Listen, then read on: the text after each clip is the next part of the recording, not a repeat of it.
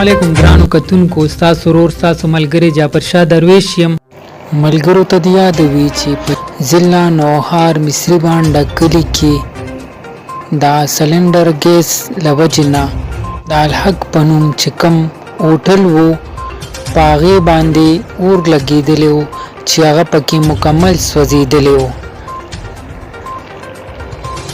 د هغې نه باوجود هم غفران ماما خپل کوشش جاری وساتلو او هغه هوټل یې دوباره د سره مکمل جوړ کړلو. په دغه موقع باندې زموږ نماینده سره د خبرو اترو کولو په وخت باندې غفران ماما چې د هوټل مالک دی هغه د حکومت نه دا ګیله څرګنده کړې ده چې د حادثې نه بعد موږ د کلي پټواري ته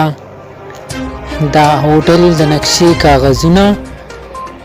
او خپلې پوسټیټ یې ورکړي دي، خو تر دې وخته پورې